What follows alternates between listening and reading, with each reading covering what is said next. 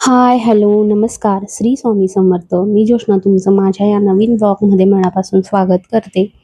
आणि आज आहे शनिवार आणि आज बकरी ईद होतं, तर त्यानिमित्ताने रोनितला शाळेला सुट्टी होती शनिवारची. त्याला शनिवारी सुट्टी असते, पण अल्टरनेट सॅटर्डे असते. सेकंड अँड फोर्थ सुट्टी असते.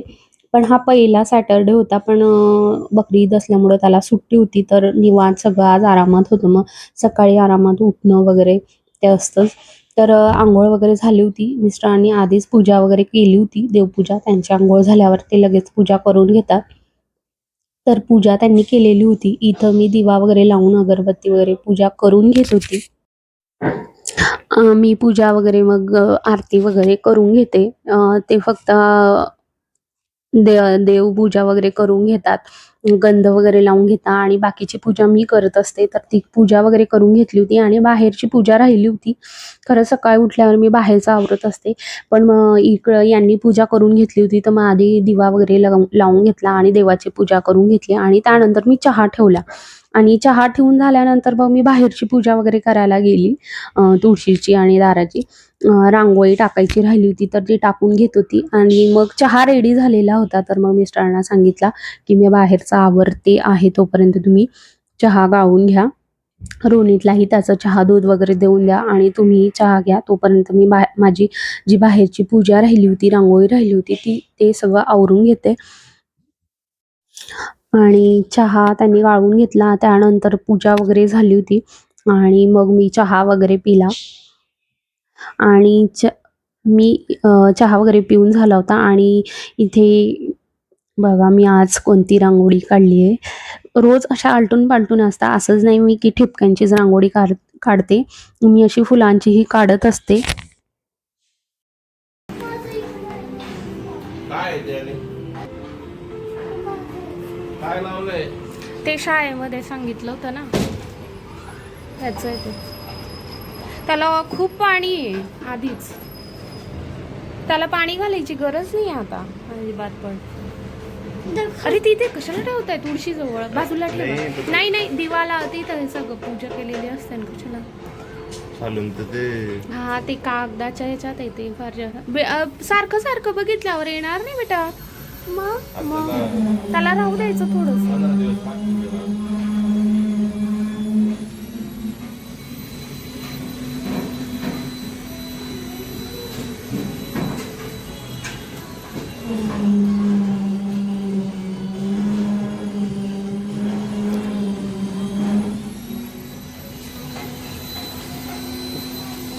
वाव, हे फुल बघ किती छान आहे.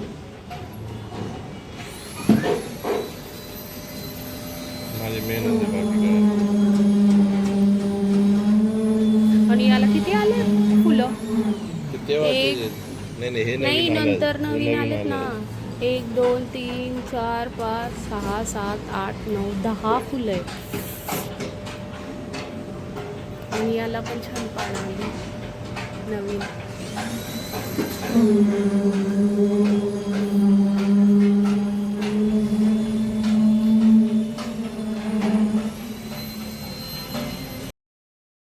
आणि आज शनिवार होता, सुट्टीचा दिवस होता. करायचं काय? स्वयंपाकाचा नेहमीच प्रश्न असतो. तर आज फायनली मी ठरवलं होतं, की वरणबट्टी करूया. बरेच दिवस झाले वरणबट्टी केलेली नव्हती आणि असं ना खूप दिवस झाले, की आठवण येते, अरे वरणबट्टी करायला पाहिजे. म्हणजे मिस्टर स्वतःहून सांगतात, आज वरणबट्टी बनव. तर मी आज सकाळी उठल्यावरच ठरवलं, की वरणबट्टी बनवायची आहे. वांगे होते घरामध्ये, पण कोथिंबीर आणि मिरच्या नव्हत्या अजिबात. तर त्यांना चहा वगैरे पिऊन झाल्यानंतर लगेच मी त्यांना पाठवलं, की मिरच्या वगैरे घेऊन या, जेणेकरून वांग्याची घुटलेली भाजी करता येईल. आज मी छान अशी वांग्याची घुटलेली भाजी करायची होती. आमच्याकडे लग्न वगैरे कार्यक्रम असतात. लग्नाच्या आदल्या दिवशी, हळदीच्या दिवशी जो कार्यक्रम असतो सकाळी, तेव्हा प्रत्येकाच्या कार्यक्रमामध्ये वरणबट्टी ही असतेच किंवा छोटे-मोठे घरात जे पण कार्यक्रम असले, वरणबट्टी नेहमीच राहते. तर इथं मी आज छान अशी घुटलेली वांग्याची भाजी करणार होते आणि वांग्याच्या भाजीसाठी मी फोडी करून घेतल्या होत्या, पाण्यामध्ये ठेवल्या होत्या आणि मिरच्या, लसूण आणि अद्रक घेतलं होतं आणि बाजूला मी वरण लावून दिलं होतं. वरण काही दाखवलं नाही मी, कारण वरण सगळ्यांना माहिती आहे कसं करतात. तर वरण काही दाखवलं नव्हतं. इथे छोट्या कुकरमध्ये मी भाजी करून घेणार होती, जेणेकरून छान असं घोटली जाते ती. तर इथं कुकरमध्ये आज मी वांग्याची भाजी करणार आहे. आणि लग्नातला जो मेनू असतो तो नेहमी असाच असतो. म्हणजे जे छोटे-मोठे कार्यक्रम होतात, जेव्हा वरणबट्टी असते तेव्हा नेहमी असाच बेत असतो. वरणबट्टी, वांग्याची भाजी, घोटलेली वांग्याची भाजी, दह्यातली मिरची, दही घालून जे मिरच्या करतात ते मिरच्यांची भाजीसुद्धा असते आणि त्याबरोबर जिलेबी. हा असा मेनू नेहमी हळदीच्या दिवशी आमच्या इथं सकाळी कार्यक्रम असतो तेव्हा असतो आणि जर घरामध्ये असले छोटे-मोठे कार्यक्रम असले तर तेव्हाही असाच मेनू असतो. तर इथं मी मिक्सरच्या छोट्या भांड्यामध्ये ना हिरव्या मिरच्या घेतल्या होत्या भरपूर. त्या फार जास्त तिखट नव्हत्या. नॉर्मल तिखट होत्या म्हणून मी जरा 7-8 मिरच्या घेतल्या. त्यामध्ये जिरं, अद्रक आणि लसूण टाकलं आणि त्याची पेस्ट करून घेतली. वांग्याच्या फोडी पण मी लांब-लांब केलेल्या होत्या. छोट्या आपण नॉर्मल भाजीसाठी करतो तशा फोडी केल्या तरी चालतात. काही फरक पडत नाही, कारण आपल्याला त्याला नंतरून स्मॅश करूनच घ्यायचं असतं. तर वांग्याच्या फोडी कशाही करा तुम्ही, काही हरकत नसते. इथे छोटा कुकर घेतलाय मी. छोटा कुकर ठेवला होता. कुकरमध्येच भाजी करायची, कारण ती झाकण लावून वाफवून घ्यायची असते छान. तर त्यामुळे कुकरमध्ये भाजी करणार आहे. तर इथं मी 3 पळ्या तेल घेतलंय. तेल थोडं जास्तच घेतलंय मी रेग्युलरपेक्षा, असं काही नाही. तुम्ही तुमच्या अंदाजानुसार तेल घेऊ शकता कमी जास्त. पण मला असं वाटलं की आज थोडंसं तेल दिसलं पाहिजे भाजीला, म्हणून मग मी 3 पळ्या तेल टाकलं होतं.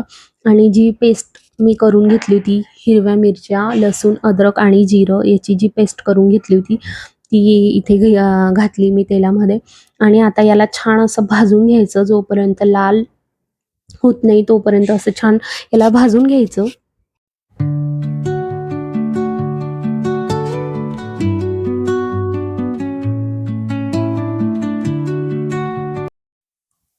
आणि इथं बघू शकता छान मिरच्या जे पेस्ट केली होती ती छान भाजून झाली आहे, छान तळली गेली आहे तेलामध्ये. त्यानंतर इथे मी गरम मसाला घातलेला आहे. हा गरम मसाला आमच्या आईंनी बनवलेला आहे, सासूबाईंनी बनवलेला आहे. तर तो मसाला मी इथं घातला आहे. बाहेरचा मसाला मी वापरत नाही, तर जे घरी बनवलेला जो मसाला असतो तोच मसाला मी सगळ्या भाज्यांमध्ये वापरत असते. तर इथे मी तो गरम मसाला घातला आहे. जवळ-जवळ 3 चम्मच, जी छोटी चम्मच आहे एकदम, ती छोटी चम्मच मी इथे 3 चम्मच गरम मसाला घातला होता आणि ज्या वांग्याच्या फोडी करून घेतल्या होत्या त्या इथे घालणार आहे. तर यालाही छान असं परतून घ्यायचं. यात आहे ना मी हळद टाकायचं विसरले होते. आधी तेलामध्ये हळदही छान परतून घ्यायची असते. पण माझ्या लक्षात आलं नाही हळद टाकायचं. गरम मसाला मी 3 चम्मच टाकला आणि असं वाटलं की हळदही टाकलीच गेली. नंतर मिक्स करताना मला लक्षात आलं की हळद राहिली आहे. तर त्यानंतर मग मी थोडी हळद घातली होती. हळद 1 चमचा फक्त थोडीशीच टाकायची. आपल्याला काय पिवळं वगैरे एकदम करायचं नसतं. पण कलर वगैरे छान यावा म्हणून थोडीशी हळद मी इथे घातली होती. 1च चमचा घातली होती आणि चम्मच हा माझा खूप छोटा आहे. मी आधीच्या व्हिडिओमध्ये सुद्धा दाखवलेला आहे. जो हाफ टीस्पूनपेक्षाही जो छोटा येतो, हाफ टीस्पूनपेक्षाही कमी येतो तो. तर तो छोटा चम्मच माझ्या मसाल्याच्या डब्यामध्ये असतो. तर तो चम्मच मी वापरत असते. मोठे चम्मच नाही आहे, त्यामुळे 1 छोटा चम्मच मी हळद इथे घातली आहे. याला छान असं मिक्स करून घ्यायचं आणि आत्ताच मी यात मीठ घालेल, कारण नंतर कुकर लावूनच घ्यायचा आहे. तर भाजी जेव्हा मिक्स करते तेव्हाच यामध्ये मी मीठही घालून दिलं आहे. मीठ टाकून मिक्स करून घ्यायचं आणि त्यानंतर ना मी असंच थोडंसं वाफवून घेणार. कुकर पूर्ण लावायचा नाही. जस्ट झाकण वरच्यावर असंच लावलं होतं आणि वाफवून घेणार. मी पूर्ण कुकर लावलेला नाही आहे. जस्ट थोडंसं वाफवून घेणार आणि मग त्यानंतर त्यात पाणी घालून पूर्ण कुकर लावणार आहे. एका कुकरमध्ये मी वरण तयार होत होतं आणि एका कुकरला भाजी होत होती. तोपर्यंत इथं बट्ट्यांचं पीठ मळून घेत होती. तर त्यासाठी ना मी इथं 2 वाट्या गव्हाचं पीठ घेतलंय, 1 वाटी मक्याचं पीठ घेतलंय आणि 1 वाटी रवा असं मी प्रमाण घेतलेलं आहे. तुम्ही तुमच्या अंदाजानुसार घ्यायचं. मी इथं क्वांटिटी जरा जास्तच घेतलेली आहे. तर 2 वाटी गव्हाचं पीठ, 1 वाटी रवा आणि 1 वाटी मक्याचं पीठ असं घेतलंय आणि त्यामध्ये आता हळद घातली आहे आणि धणे पावडर घातलंय. यामध्ये धण्याची थोडीशी भरड करून, अख्खे धणे जे असतात त्याची भरड करून ती सुद्धा घालतात. पण इथं माझ्याकडे पावडर होतं तर मी धण्यांचं पावडरच घातलेलं आहे. आणि त्यानंतर ओवा घ्यायचा. ओवा हातावर छान चोळून घ्यायचा आणि मग त्या घालायच्या, जेणेकरून त्याचा फ्लेवर छान उतरतो. आणि तीळ तीळ घातली, खूप सारी तीळ याच्यामध्ये घातली आणि मीठ, चवीनुसार मीठ घालायचं. आणि मीठ घालून झालं की यामध्ये थोडंसं तेलही घालायचं. त्याने बट्ट्या खूप छान येतात. तर यामध्ये 2 पळ्या तेल घातलंय आणि याला छान असं मिक्स करून घ्यायचं. पूर्ण मिक्स करून घ्यायचं आणि मिक्स करून आता हे सगळं मळून घेणार. बट्टी करण्यासाठी ना वेगवेगळे पद्धत असते. प्रत्येकाची वेगळी पद्धत असते. तर मी अशा पद्धतीने करते आणि सुरुवातीला आधी ज्या बट्ट्या करायची ना, तर त्या घरून पीठ दळून यायचं. आमच्या आई घरून दळून द्यायच्या. घरी चक्की होती तर. तर आपले जे गहू असतात ते असं थोडंसं दरदरं असं जाडसर रव्यासारखं जाड असं दळून द्यायच्या आणि त्याच्या बट्ट्या मी करायची. त्यामध्ये बाकी दुसरं काहीही घालायची नाही. फक्त गव्हाच्या त्या रवादार जे गहू दळलेले असायचे त्यापासूनच मी बट्टी करायची नेहमी. आणि आता इथं वांग्याची भाजी थोडीशी झालेली होती, वाफून झाली होती. त्यामध्ये मी आता पाणी घालून घेतलंय वांग्याच्या भाजीमध्ये. आणि यामध्ये ना आताच मी कोथिंबीरही घालणार आहे. कारण भाजी तयार झाल्यानंतर कोथिंबीर घातली ना तर मिस्टरांना आवडत नाही. वरनं कच्ची कोथिंबीर ती आवडत नाही, म्हणून मग मी भाजीतच कोथिंबीर टाकून देत असते. ती मिक्स झाली तर मग ती दिसत नाही. तर इथं कोथिंबीर मी वांग्याच्या भाजीमध्ये कोथिंबीर घातली आणि आता पाणी 1 ग्लास पाणी साधारण मी त्यात घातलंय आणि आता कुकर लावून ती भाजी शिजवून घेणार. आणि बट्ट्यांचं पीठ रेडी आहे. बट्ट्या करण्याआधी मग मी इथे वरणही तयार झालेलं आहे. वरणही मी शिजवून घेतलं होतं. आणि इथं बट्ट्या तयार करण्यासाठी आधी उकळून घ्यायच्या बट्ट्या, वाफवून घ्यायच्या आधी. तर वाफवून घेण्यासाठी इथं मी आता कढई आणि त्यावर गाळणी ठेवून घेतलेली आहे आणि बट्ट्या लाटून घेणार आता. तर बट्ट्या करण्याच्या ना वेगळ्या पद्धती आहे. प्रत्येकजण वेगळं करत असतं. आणि नंतर ना मग ती गहू काय दळून कारण बऱ्याच दिवसातनं गावाकडे जाणं व्हायचं नाही. मग पीठ संपून जायचं. मग आणि कधी करणार, म्हणून मग मी काय करायचे, गव्हाचं पीठ घ्यायची, त्यात रवा टाकायचाच. कारण की इकडचं जे पीठ असतं गव्हाचं ते फार बारीक असतं दळलेलं आणि बारीक पिठाच्या बट्ट्या अशा छान लागत नाही. तर मग त्या पिठामध्ये 2 वाटी गव्हाचं पीठ, 1 वाटी रवा आणि जर मक्याचं पीठ नसलंच, प्रत्येकाकडं मक्याचं पीठ असतंच असं नाहीये. तर मक्याचं पीठ नसलं तर त्यामध्ये थोडं बेसन पीठ घालायचं तरीही चालतं. बेसन पीठ घालून जरी बनवले तरीही चालतं. तर पण त्या एवढ्या सॉफ्ट अशा येत नाही, त्या थोड्या कडक येतात. मक्याचं पीठ घालून जर केलं तर त्या एकदम खूप छान लागतात. आणि जर बेसन पीठ घातलं तर त्यामध्ये थोडासा सोडा घालायचा. सोडा घातल्याने मग जी बट्टी असते ती खूप छान फुलते आणि नरमही येते. तर असं आहे. मक्याचं पीठ घातलं तर सोड्याची गरज पडत नाही. पण बेसन पीठ घातलं तर थोडा घालायचा सोडा, त्याशिवाय बट्टी छान येत नाही. आणि इथं ना बट्ट्या मी आधी तुम्ही बघितलं असेल, मी आधी जी बट्टी केली ती लाटून घेतली होती आणि लाटून त्यावर तेल लावायचं आणि मग त्याला एकावर एक ठेवून पारी अशी तयार करून घ्यायची, एकावर एक ठेवून आणि त्याला गोल वळून घ्यायची. आणि ही दुसरी एक पद्धत आहे. यामध्ये काही करण्याची गरज नसते, लाटायची गरज नसते. जशी बट्टी आहे तसंच मध्ये थोडासा खोल करायचा तेल लावून आणि त्याला गोल वळून घ्यायचा आणि तसंच ठेवायचं. तसं केलं तरी बट्टी खूप छान येते. चुरताना ती एकदम छान चुरली जाते. तर अशी ही एक दुसरी पद्धत आहे, जी मी करत असते. जेव्हा घाई असली किंवा असं असलं जर लाटून केला तर त्याच्या पाऱ्या छान अशा सुटतात. अशी केली तर ही चुरली छान जाते. फक्त याला पाऱ्या वगैरे दिसत नाही, सुटसुटीत असं दिसत नाही. आणि ही एक तिसरी पद्धत आहे बट्टी लाटून घेण्याची माझी, जी मी असंही करत असते. तर एक मोठा गोळा घ्यायचा पिठाचा, खूप मोठा गोळा घ्यायचा आणि त्याला पूर्ण लाटून घ्यायची, बारीक असं लाटून घ्यायचं आणि तेल लावल्यानंतर ना त्याला असं गोल फोल्ड करायचं. असं केल्याने सुद्धा ज्या बट्टीला आपले लेयर्स असतात ते लेयर्स खूप छान सुटतात आणि दिसतात. जर लेयर्स पाहिजे असेल तर अशा पद्धतीने जर बट्टी केली तरीही चालते. अशा पद्धतीने बट्टी केली तरीही चालते आणि एक एक लाटून गोल गोळे केले तरीही चालतं. तर या मोठ्या जी पारी होती त्याला फोल्ड केल्यानंतर ना त्याचे 4 तुकडे करून घ्यायचे आणि त्याला असं गोल वळून घ्यायचा आणि गोल गोळा करून बट्टी तयार होते. तर ह्या अशा 4ही गोळ्यांचे एका ह्याच्यात जर आपल्याला पटकन करायचं असलं तर हे असंही करू शकतो. एक मोठी पारी लाटून फोल्ड करून आणि पटापट त्याच्या बट्ट्या होतात. आणि आपल्याला वाटलं तर आपण साधा गोल गोळा करून त्यामध्ये एक खड्डा करून तसंही करू शकतो आणि एक एक लाटूनही करू शकतो. मी सहसा नेहमी जेव्हाही करते तेव्हा एक एक लाटूनच करत असते. फार वाटलं तर मग असे छोटे गोळेही करत असते. मी तिघं पद्धतीने बट्ट्या नेहमी करत असते.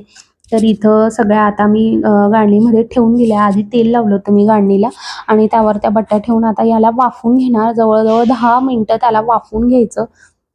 त्या छान वाफून होतात आणि त्यानंतर त्याला तळून घ्यायचं. तर इकडं बट्ट्या वाफत होत्या तोपर्यंत वांग्याची भाजी ही तयार झालेली होती. वरण झालं होतं, बट्ट्या लावलेल्या होत्या आणि वांग्याची भाजीही तयार झाली होती.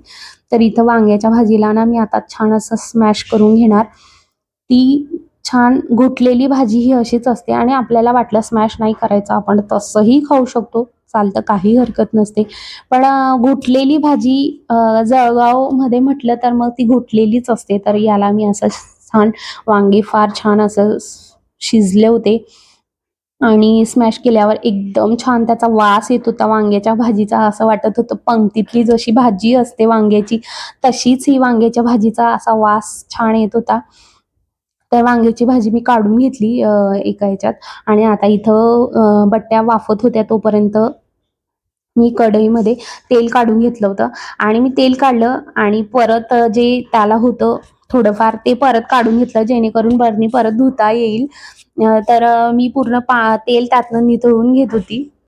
असं पूर्ण तेल निथळून घेतलं. मग मी भांडे घासून घेतले, की जोपर्यंत बट्ट्या वाफून होत आहे आणि भातही लावला होता मी एका साईडला कुकरमध्ये भातही लावला. मी ते काही दाखवलं नाही. प्रत्येकाला वरण-भात हा येत असतो. मी फक्त वरण-बट्टी आणि आपलं बट्टी आणि वांग्याची भाजीची रेसिपी तुमच्यासोबत शेअर करत होती. आणि स्वयंपाक म्हटला खूप जर आपल्याला असा बेत वगैरे करायचा असला, भांडे खूप निघतात आणि एका वेळेला भांडे घासायचे म्हटले तर फार कंटाळा येतो. एवढं सगळे भांडे बघितले बेसिनमध्ये तर मग ते जे जेवण केलेलं असतं माझं वाटतं नकोच काही काम करायला. म्हणून मग मी जोपर्यंत बट्ट्या वाफत होत्या तोपर्यंत इथं लगेच चहा-पाणीचे भांडे आणि जे स्वयंपाक अर्धा स्वयंपाक झाला होता त्याची जेवढी पण सगळी भांडी होती मग मी ती इथं सगळे आवरून घेत होती जेणेकरून जेवणानंतर मोजकीच भांडी निघतील. मग ते आवरायला कंटाळा येत नाही अजिबात. तर मी चहा-पाण्याचे आणि जेवणाचे भांडे आवरून घेत होते आणि भांडे जर इथं आवरून झाले तर मग बाकीची कामं करायला कंटाळा पण येणार नाही. मी ज ज पूजा वगैरे झाली होती, चहा वगैरे झाली होती आणि डायरेक्ट स्वयंपाकाला लागली होती. घरं वगैरे झाडून सकाळीच पुसून घेतले होते. पण कपडे वगैरे सगळे बाकी होते. तर म्हणून मग मी पटपट ते भांडे आवरून घेतले जेणेकरून नंतर कमी निघतील तर कंटाळा येणार नाही. आणि इथं बट्ट्या जोपर्यंत मी भांडी आवरत होती तोपर्यंत बट्ट्या छान वाफून झालेल्या होत्या आणि मी दुसऱ्या लगेच ठेवल्या होत्या ज्या बाकी होत्या वाफवायच्या. इथे बट्ट्या बघू शकतात. सगळ्या बट्ट्या खूप छान तयार झाल्या आहेत. तिन्ही पद्धतीच्या बट्ट्या तुम्ही करून बघा. अशा पद्धतीने केल्या तर खूप छान आणि सॉफ्ट ही जी बट्टी आहे, जी आता दाखवली ती बट्टी लेयर नाही आहे त्याला. ती जी गोल फक्त एक मध्ये खड्डा करून जी बट्टी केली होती ती बट्टी आहे आणि एकदम छान दिसत होती. त्याला लेयर्स नसले तरी जेव्हा आपण त्या चुरतो तिला वरण टाकण्यासाठी, तेव्हा ती खूप छान पद्धतीने अशी सुटसुटीत मोकळी चुरली जाते. आणि इथे तेल गरम झालं होतं आणि आता ह्या सगळ्या तळून घेईल. याला असं काही नाही मंद आचेवरच तळल्या गेल्या पाहिजेत. नॉर्मल याच्यावर पण तळून घेतल्या तरी त्या खूप छान तळल्या जातात.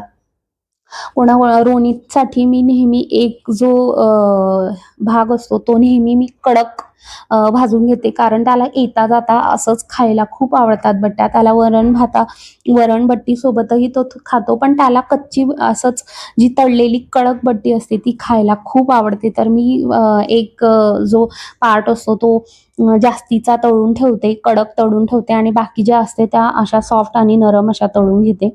बट्ट्या तळून होत होत्या तोपर्यंत इथं देवाचा मी नैवेद्य तयार करून घेत होती.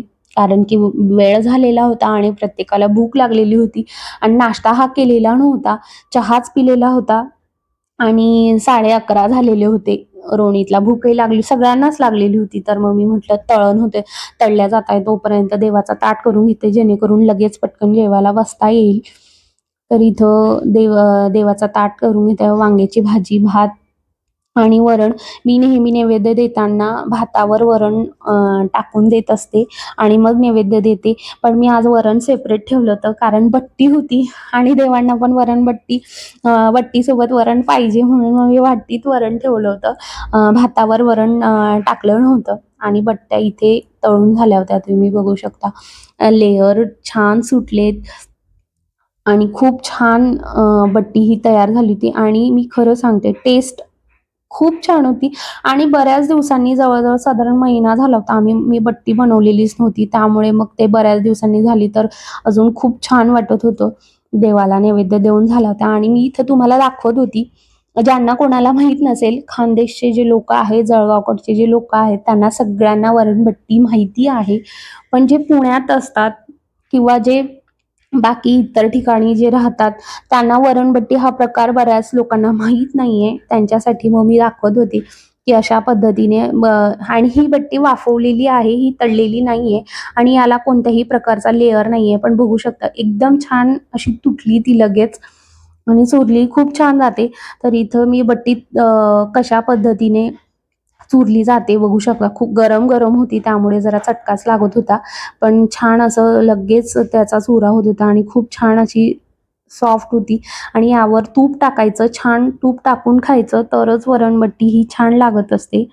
आमच्या घरी जेव्हा पण वरणबट्टी होते तर असं इतर काही पाहिजे असं नाहीये. भात नसला चालतो, भाजी नसली चालते, साधी वरणबट्टी दिली तरीही चालते. तर इथं तूप त्यावर छान आणि वरण आणि जेव्हा आपण वरण करतो ना, रेग्युलर वरणपेक्षा हे वरण थोडंसं पातळच ठेवायचं. घट्ट वरण ठेवायचं नाही. कारण का होतं, घट्ट वरण भाताबरोबरच छान लागतं. बट्टीबरोबर थोडं पातळच वरण हवं असतं. तर असं आहे आणि वांग्याची भाजी ही फक्त चवीसाठी असते. आमची जेवणं झाली होती आणि तुम्ही बघू शकता भांडे परत सिंकमध्ये जमा झाले होते. आता मी हे सगळे भांडे आवरून घेते. तुम्हाला आजची रेसिपी कशी वाटली नक्की कमेंट करून सांगा. लाईक, शेअर, सबस्क्राईब करायला विसरू नका आणि नक्कीच अशा पद्धतीने तुम्ही सगळ्यांनी वरणबट्टी करून बघा, की कशी आहे आणि माझी रेसिपी तुम्हाला कशी वाटली हेही नक्की सांगा. बाय.